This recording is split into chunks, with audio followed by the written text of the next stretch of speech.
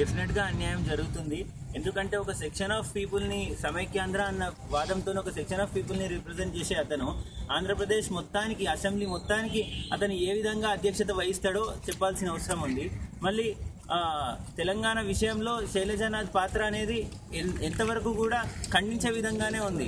తెలంగాణ ప్రజలకు ఎప్పుడు కూడా అన్యాయం చేస్తున్నారు అని అంటుంటే వాళ్ళ మీద తిరగబడే ఆ ఒపీనియన్ మాత్రమే చూపిస్తున్నారు. రీసెంట్గా కోబ్రా పోస్ట్ వాళ్ళు రిలీజ్ చేసిన శైలజానాథ్ స్కామ్ రిలీజ్ చేశారు. ఆ స్కామ్ కి సంబంధించి కూడా మేము ఓయూజేసీ తరఫున వెళ్ళి ప్రొటెస్ట్ చేయడం జరిగింది. ఆ స్కామ్ కి సంబంధించిన తెలంగాణ ఉద్యమానికి, తెలంగాణ రాబోతున్న తెలంగాణ ఏ విధంగా అంటే అతను క్లియర్గా నేను సమైక్యవాదిని అని అంటున్నారు కదా. సమైక్యవాదిని అని అన్నప్పుడు మీరు హైకమాండ్ కానీ, కాంగ్రెస్ పార్టీ కానీ తెలంగాణ బిల్లును తీసుకొచ్చి ఇక్కడ ఒపీనియన్ తీసుకుంటాము, ఓటింగ్ చేయమని వాళ్ళు అంటారు, ఒపీనియన్ తీసుకుంటామని వీళ్ళు అంటారు. ఇదంతా కొలిషన్స్ జరుగుతున్నప్పుడు ఒక సమైక్యవాది ఏ విధంగా దీనికి న్యాయం చేయగలుగుతాడు? ఏ విధంగా ఈ బిల్లు మీద చర్చ చేయగలుగుతాడు? అసలు బిల్లు తెలంగాణ కోసం వస్తే, తెలంగాణ బిల్లు వస్తే వీళ్ళు సమైక్యవాది ఇక్కడ ఉండి అధ్యక్షతను వహించి ఏం చేద్దాం అనుకుంటున్నారు?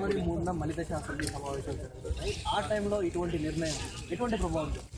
డెఫినెట్గా ఇంతవరకు లేకుండా ఇప్పుడే శైలజానాథ్ ఎందుకు రావాలి?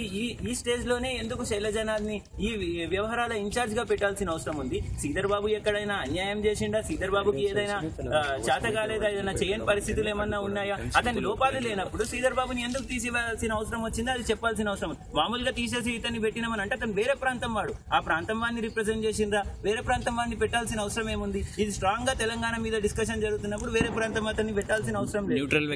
న్యూట్రల్ వ్యక్తిని పెట్టాల్సిన అవసరం ఉంది. కానీ ఆ న్యూట్రల్ వ్యక్తిని పెట్టకుండా ఒక తెలంగాణకి వ్యతిరేకి, ఒక తెలంగాణకు పక్షపాతిగా వ్యవహరిస్తున్న ఇతన్ని శైలజానాథ్ని పెట్టడం అనేది కరెక్ట్ కాదు.